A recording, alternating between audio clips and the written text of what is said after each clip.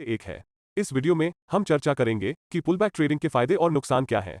Chart पर potential areas कहां हैं जहां मार्केट पुलबैक होगा और आप पुलबैक ट्रेड्स को कैसे अप्रोच करें। तो अगर आप तैयार हैं तो चलिए शुरू करते हैं। पुलबैक ट्रेडिंग क्या है और यह मार्केट में क्यों काम करती है। एक पुलबैक तब होता है जब प्राइस टेम्पररी मार्केट के अंडरलाइन ट्रेंड के खिलाफ चलती है। उदाहरण के लिए एक अप ट्रेंड में एक पुलबैक नीचे की ओर प्राइस मूव होगी या हम कह सकते हैं कि यह एक करेक्टिव मूव है। दूसरी ओर डाउन ट्रेंड में एक पुलबैक ऊपर की ओर प्राइस मूव होगी। पुलबैक ट्रेडिंग में आप जो करने की कोशिश कर रहे हैं वह है बाजार में डिप्स पर बाय करना या एक महत्वपूर्ण लेवल्स पर रिट्रेसमेंट या एग्जिस्टिंग ट्रेंड में करेक्शंस पर बाय करना है। उदाहरण के लिए प्राइस एक मजबूत कैंडल के साथ रेजिस्टेंस लेवल से बाहर ब्रेकआउट हो जाती है और फिर ये रिट्रेस या पुलबैक करती है या रेजिस्टेंस लेवल का टेस्ट करती है और फिर ऊपर बढ़ जाती है। एक अन्य उदाहरण ये होगा कि यदि बाजार का ट्रेंड अप है तो आप हमेशा डिप्स खरीदना चाहते हैं या रिट्रेसमेंट्स पर या पुलबैक्स पर खरीदना चाहते हैं ताकि बेस्ट पॉसिबल प्राइसेस पर खरीदारी की जा सके। और ट्रेंडिंग मार्केट्स के मामले में इसके काम करने का कारण यह है कि जब मार्केट ट्रेंड कर रहा होता है तो कीमतें एक स्ट्रेट लाइन में नहीं बढ़ती हैं। इसके बजाय एक अप ट्रेंड में आप हायर हाइज और हायर लोज की एक श्रृंखला देखने की उम्मीद कर सकते हैं। एक पुलबैक ट्रेडर जो करने का प्रयास कर रहे हैं वह पुलबैक या रिट्रेसमेंट या करेक्शन पर अपनी ट्रेड एंट्री की योजना बनाना है। बेसिकली आप एक ट्रेड में एंटर कर रहे हैं जब मार्केट एक अप ट्रेंड में लोअर प्राइसेस पर ट्रेडिंग करता है। एक पुलबैक ट्रेडर ट्रेंड की डायरेक्शन में ट्रेड करने की कोशिश कर रहे हैं, लेकिन जब मार्केट रिट्रेसमेंट या करेक्शन मूव्स करके ट्रेंड के खिलाफ जा रहा है तो आप ट्रेड एंट्री करना चाहेंगे। लेकिन आप अभी भी ट्रेंड की डायरेक्शन में ही ट्रेड कर रहे हैं। कीमतों में गिरावट का कारण सरल है। ये कुछ ट्रेडर्स द्वारा शॉर्ट टर्म प्रॉफिट बुकिंग के कारण है जिससे प्राइसेस में गिरावट आती है। आइए पुलबैक ट्रेडिंग के प्रोज और कॉन्स को समझते हैं। हम पॉजिटिव्स के साथ शुरुआत करेंगे। पुलबैक ट्रेडिंग में आप बेसिकली लोअर प्राइसेस पर खरीद रहे हैं और हायर प्राइसेस पर बेच रहे हैं। उदाहरण के लिए यदि आप अप ट्रेंड में पुलबैक का ट्रेड कर रहे हैं तो आप लोअर प्राइसेस पर खरीदारी कर रहे हैं और इरादा हायर प्राइसेस पर बेचने का है। और यदि आप डाउन ट्रेंड में पुलबैक शॉर्ट कर रहे हैं तो आप हायर प्राइसेस पर बेच रहे हैं ताकि आप लोअर प्राइसेस पर वापस खरीद सकें। और इसके बारे में दूसरी बात यह है कि जब आपके ट्रेडिंग साइकोलॉजी की बात आती है तो ये वास्तव में पुलबैक ट्रेडिंग करना आसान होता है। इसका कारण यह है कि आप एरियर ऑफ वैल्यू से ट्रेड कर रहे हैं, क्योंकि जब हम मार्केट्स के बारे में सीखना शुरू करते हैं तो लोअर प्राइसेस पर खरीदना और हायर प्राइसेस पर बेचना एक ऐसी चीज है जिसके हम सभी अकस्टम्ड हो जाते हैं। इसके बारे में एक छोटे बिजनेस के रूप में सोचें। बेसिकली एक बिजनेस में हम हमेशा लोअर प्राइसेस पर खरीदना चाहते हैं और फिर हायर वैल्यूएशंस पर बेचना चाहते हैं। अब हम पुलबैक ट्रेडिंग की शॉर्टकमिंग्स के बारे में बात करेंगे।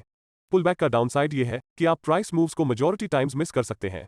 उदाहरण के लिए हम जानते हैं कि एक अप ट्रेंड में हायर हाइज और हायर लोज होते हैं।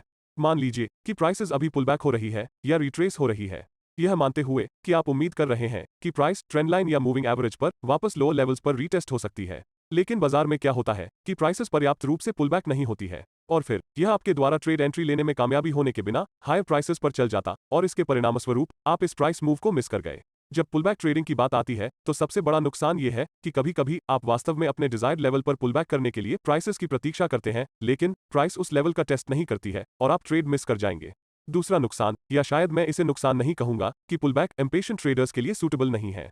यदि आप पेशेंट ट्रेडर नहीं हैं या आपके पास पुलबैक की एंटिसिपेशन करने का पेशेंस नहीं है तो ये स्ट्रैटेजी आपके लिए आसान नहीं हो सकती है।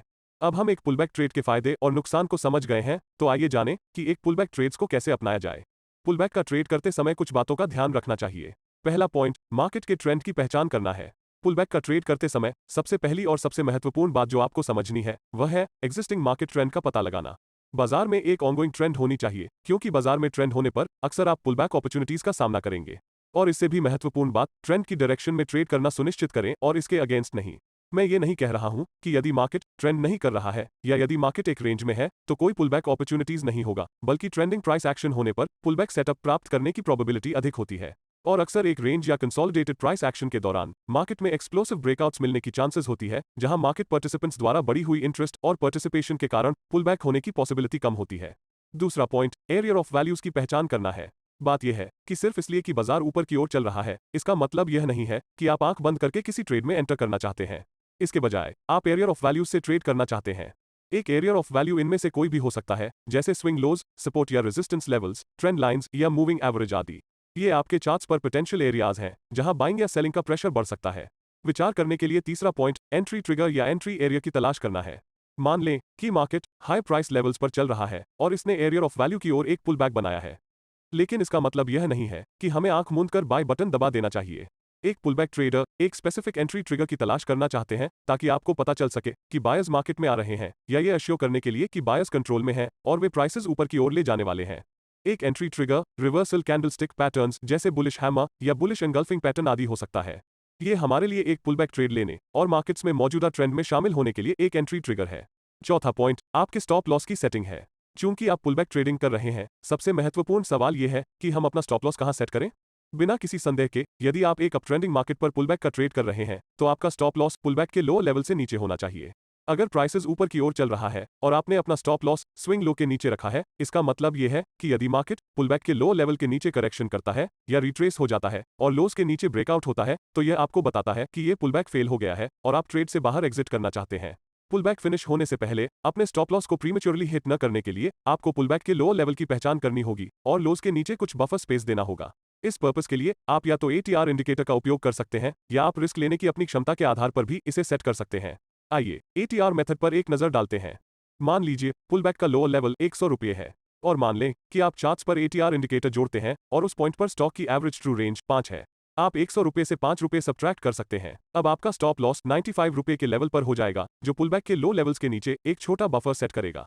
अगर मार्केट डाउन ट्रेंड में है तो इसी तरह का तरीका अपनाया जा सकता है। अंतिम पॉइंट टारगेट्स निर्धारित करना है। आप प्रॉफिट्स कहां लेते हैं? मान लें कि यदि आप एक अपट्रेंड की डायरेक्शन में ट्रेड कर रहे हैं, तो आप प्रॉफिट्स लेने के लिए एक्सट्रीम स्विंग हाई का रेफरेंस ले सकते हैं। जब आप एक अपट्रेंड के दौरान पुलबैक का ट्रेड कर रहे हैं, तो आप उस समय डिप्स को खरीदना चाहते हैं जब मार्केट ट्रेंड के खिलाफ रिट्रेस किया गया हो। यदि आप रिट्रेसमेंट से पहले देखते हैं, तो आपको चार्ट पर एक स्विंग हाई की पहचान करने में सक्षम होना चाहिए और वह स्विंग हाई आपके प्रॉफिट्स लेने के लिए एक रेफरेंस पॉइंट हो सकता है। यदि आप पुलबैक खरीदना चाह रहे हैं और आपने एक लॉन्ग ट्रेड लिया है और मार्केट आपकी डायरेक्शन में आगे बढ़ रहा है, तो यदि आप एक इंट्राडे ट्रेडर हैं, तो आप स्विंग हाई से ठीक पहले या नियरेस्ट रेजिस्टेंस से पहले प्रॉफिट्स बुक कर सकते हैं। और आप मुझसे पूछ सकते हैं कि स्विंग हाइस के बाद क्यों नहीं, या स्विंग हाई पर क्यों नहीं, या रेजिस्टेंस लेवल पर क्यों नहीं? सरल उत्तर है, स्विंग हाइज और लोज, सपोर्ट्स और रेजिस्टेंसेस आपके चार्ट्स पर स्पेसिफिक लेवल्स नहीं हैं, बल्कि वे आपके चार्ट्स पर एरियाज या जोन्स हैं। इसका मतलब यह है कि प्राइसेस स्विंग हाई के करीब आ सकती है, लेकिन एग्जैक्ट प्राइस लेवल तक पहुंचने से पहले वहां से रिवर्स करना शुरू कर सकती है। इसलिए यदि आप उस सिचुएशन से बचना चाहते हैं जहां आपका ओपन प्रॉफिट्स आपके टारगेट के करीब आता है, लेकिन अचानक रिवर्स हो जाता है और आपके स्टॉप लॉस को हिट कर देता है, इससे बचने के लिए आप क्या कर सकते हैं कि अपने प्रॉफिट टारगेट को रीसेंट स्विंग हाइज या नियरेस्ट रेजिस्टेंस लेवल से ठीक पहले सेट करें। जैसा कि हमने सीखा है कि हमारे पुलबैक ट्रेड्स को कैसे अप्रोच किया जाए, आइए हम पुलबैक ट्रेडिंग को सक्सेसफुली करने के विभिन्न तरीकों पर आगे बढ़ें और ये भी सीखें कि सही तरीके से एंट्री और एग्जिट्स कैसे करें। हम ब्रेकआउट पुलबैक्स के साथ शुरुआत करेंगे। ब्रेकआउट पुलबैक बहुत कॉमन है और शायद मेजॉरिटी ट्रेडर्स पहले ही उनका सामना कर चुके हैं। ब्रेकआउट पुलबैक आमतौर पर बाजार के टर्निंग पॉइंट्स पर होते हैं। ऐसा तब होता है जब प्राइस एक कंसोलिडेशन पैटर्न या एक रेंज से बाहर ब्रेकआउट हो जाती है। कुछ सबसे लोकप्रिय कंसोलिडेशन पैटर्न्स में head and shoulders, wages, triangles, rectangles आदि शामिल हैं। तो स्वाभाविक रूप से यह सवाल उठता है कि आप पुलबैक का ट्रेडिंग कैसे करते हैं? हालांकि ऐसे कई तरीके हैं जिनसे आप पुलबैक ट्रेडिंग का अप्रोच कर सकते हैं। मैं ब्रेकआउट के दौरान पुलबैक ट्रेडिंग की दो इंपॉर्टेंट कॉन्सेप्ट्स के बारे में बात करूंगा। इन प्रिंसिपल्स को अन्य सभी पुलबैक सिनेरियोज पर अप्लाई किया जा सकता है जिन पर हम चर्चा करेंगे। आइए एक अग्रेसिव ट्रेडर का मामला लें। एक अग्रेसिव ट्रेडर प्राइसेस को एरिया ऑफ वैल्यू में पुलबैक होने का इंतजार करता है, जो एक सपोर्ट या रेजिस्टेंस लेवल, एक ट्रेंड लाइन, एक मूविंग एवरेज आदि हो सकता है, और प्राइस पुलबैक होने पर वो तुरंत एक ट्रेड में एंटर करता है। मान लीजिए पॉइंट 1 ब्रेकआउट और पुलबैक के सिनेरियो में इस अप्रोच को मार्क करता है। इस तरह के अप्रोच को चुनते समय आपको कुछ पॉइंट्स पर विचार करने की आवश्यकता है। एक अग्रेसिव अप्रोच का उपयोग करके आप बेस्ट पॉसिबल प्राइसेस पर एंट्री करने में सक्षम हो सकते हैं, क्योंकि ये पॉइंट अक्सर करेक्शन वेव और पुलबैक फेज के एक्सट्रीम पॉइंट को इंगित कर सकता है। इसलिए इस तरह के अप्रोच का फॉलो करते हुए रिवॉर्ड टू रिस्क रेशियो सबसे अधिक है, क्योंकि स्टॉप लॉस को बहुत टाइटली रखा जा सकता है। लेकिन मेजर ड्रॉबैक ये है कि आप बिना किसी कंफर्मेशन के प्राइस डायरेक्शन के अगेंस्ट ट्रेड करते हैं और इसलिए मार्केट आसानी से आपके ट्रेड के अगेंस्ट जा सकती है। इसलिए इस तरह के अप्रोच की विन रेट कम हो सकती है या प्रोबेबिलिटी ऑफ सक्सेस कम हो सकती है। एक हाई रिवॉर्ड टू रिस्क हालांकि इसे ऑफसेट कर सकता है, लेकिन मैं इस मेथड का फॉलो नहीं करूंगा। एक कंजर्वेटिव ट्रेडर होने के नाते मैं तब तक इंतजार करता हूं जब तक प्राइस पुलबैक से परे ब्रेक हो जाता है और ट्रेंड स्ट्रक्चर की डायरेक्शन में आगे बढ़ना जारी रखता है। इस अप्रोच के साथ ट्रेडर प्राइस मोमेंटम के साथ जाता है और कंफर्म करता है कि ट्रेड डिजायर्ड डायरेक्शन में है। यह अग्रेसिव ट्रेडर्स के मामले के विपरीत है, जहां ट्रेड डायरेक्शन की एग्जैक्ट कंफर्मेशन नहीं हुई थी। एक कंजर्वेटिव एंट्री बाद में होती है और इसलिए रिवॉर्ड टू रिस्क भी छोटा होता है। यदि आप मुझसे पूछें तो कोई सही या गलत अप्रोच नहीं है और ये सब एक ट्रेडर के पर्सनल प्रेफरेंसेस पर निर्भर करता है। अब बात करते हैं स्टॉप लॉस की। ऊपर की ओर ब्रेकआउट होने की सिचुएशन में आपको स्टॉप लॉस को पुलबैक लो के नीचे रखना होगा। अपनी रिस्क पोटेंशियल के आधार पर एम्पल बफर स्पेस जोड़ना सुनिश्चित करें, या आप ऐसा करने के लिए ATR इंडिकेटर का उपयोग भी कर सकते हैं। यह हमेशा सजेस्ट किया जाता है कि अपने स्टॉप लॉस को ब्रेक इवन में न शिफ्ट करें, क्योंकि यह एक बहुत ही अलॉजिकल और अनप्रॉफिटेबल काम है। और इसका कारण यह है कि मार्केट्स में ब्रेकआउट पुलबैक बहुत बार होता है। एक लॉन्ग अप ट्रेंड के बाद मार्केट डिफाइंड लेवल्स के बीच एक रेंज में रहता है। कई ट्रेडर्स ऐसे लेवल्स का उपयोग अपनी ब्रेकआउट एंट्रीज लेने के लिए करते हैं। इस मामले में हम डाउनसाइड पर एक ब्रेकआउट की उम्मीद कर रहे हैं और अधिकांश ट्रेडर्स अपने ब्रेकआउट एंट्री को टाइम करने के लिए सपोर्ट लेवल्स का यूज करेंगे। लेकिन जहां वे गलत हो जाते हैं वह यह है कि वे अपने स्टॉप लॉस को बहुत जल्द ब्रेक इवन करने के लिए ले जाते हैं और जब ब्रेकआउट पुलबैक होता है तो वे अपने ट्रेड से बाहर हो जाएंगे, बस ये देखने के लिए कि प्राइसेस उनके बिना उनकी डिजायर्ड डायरेक्शन में वापस आती हैं। अंत में टारगेट्स को अगले पोटेंशियल रेजिस्टेंस लेवल में सेट किया जा सकता है या बाजार के कंसोलिडेशन पैटर्न के टाइप के आधार पर एक सूटेबल टारगेट रखा जा सकता है। यदि यह एक वेज हो, ये एक ट्रायंगल पैटर्न हो, ये एक रेक्टेंगल पैटर्न हो, कंसोलिडेशन टाइप के आधार पर एक सूटेबल टारगेट डिसाइड करें। पुलबैक ट्रेडिंग करने का दूसरा तरीका हॉरिजॉन्टल स्टेप्स का उपयोग करना है। स्टेपिंग बिहेवियर सभी मार्केट्स में कई ट्रेंडिंग फेजेस के दौरान देखा जा सकता है। ऑनगोइंग ट्रेंडिंग फेजेस के दौरान कीमत अक्सर उन स्टेपिंग प्राइस एक्शन को पेश करेगी। ये पुलबैक अप्रोच पहले डिस्कस्ड ब्रेकआउट पुलबैक्स के लिए एक बहुत बढ़िया एडिशन है। Breakout pullback market turning points के बहुत करीब होता है, लेकिन अगर कोई ट्रेडर इनिशियल एंट्री अपॉर्चुनिटी को मिस करता है तो हॉरिजॉन्टल स्टेप्स ट्रेडर्स को अल्टरनेटिव एंट्री सिनेरियोज को खोजने में मदद करेंगे। ये ट्रेडर्स को ट्रेड्स में एंटर करने में भी मदद करता है, भले ही पुलबैक ट्रेंड लाइन या मूविंग एवरेज को टेस्ट किए बिना एक स्विंग लो नहीं बनाता है। एक अपट्रेंड के दौरान ट्रेड एंट्री एक नए स्विंग हाई लेवल से प्रीवियस स्विंग हाई लेवल तक रिट्रेसमेंट के दौरान होगा और ट्रेड एंट्री के लिए बुलिश एंगल्फिंग या हैमर पैटर्न्स जैसे कंफर्मेशन कैंडलस्टिक्स का उपयोग करना होगा। ट्रेड के लिए स्टॉप लॉस आपकी रिस्क पोटेंशियल के आधार पर एक सूटेबल बफर के साथ स्टेप पैटर्न या स्विंग लो से नीचे होगा।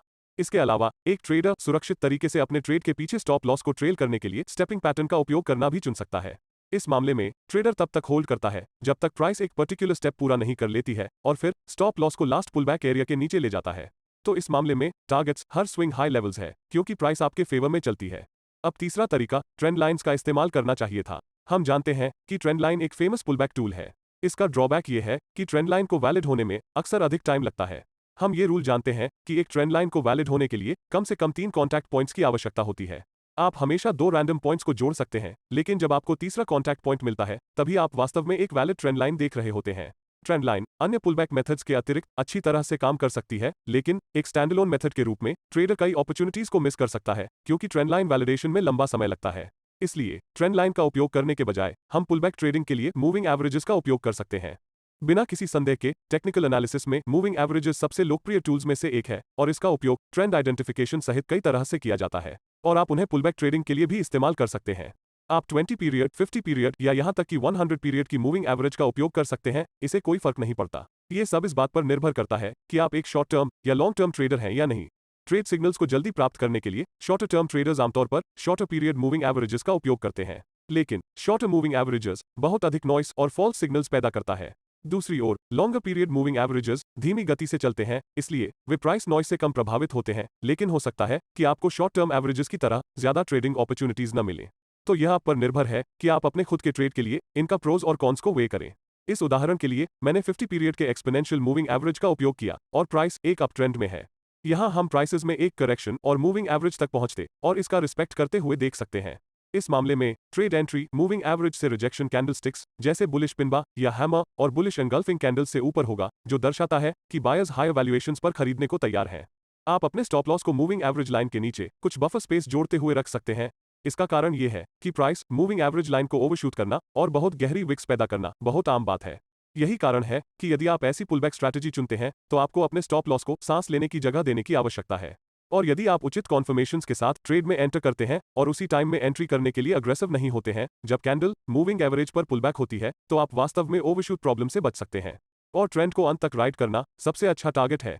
इंट्राडे ट्रेडर्स के मामले में नियरेस्ट रेजिस्टेंस को टारगेट के रूप में रखना और एक स्विंग ट्रेडर के लिए ट्रेड से बाहर निकलना तब होता है जब प्राइस मूविंग एवरेज लाइन के बियॉन्ड क्लोज हो जाती है या जब मार्केट स्ट्रक्चर ट्रेंडिंग से रेंज या कंसोलिडेशन में बदलती है। जैसा कि आपने देखा है, पुलबैक अप्रोच के कई अलग अलग तरीके हैं। आप इसे फिबोनाची लेवल्स के साथ भी उपयोग कर सकते हैं और आप और भी मजबूत सिग्नल्स प्राप्त करने के लिए डिफरेंट टूल्स को ऐड कर सकते हैं। ये हमेशा एक अच्छा विचार है कि आपने जो सीखा है उसका बैक टेस्ट करें, ये समझने के लिए कि रियल मार्केट कंडीशंस में स्ट्रैटेजी कैसे काम करती है और देखें कि यह आपके लिए काम करती है या नहीं।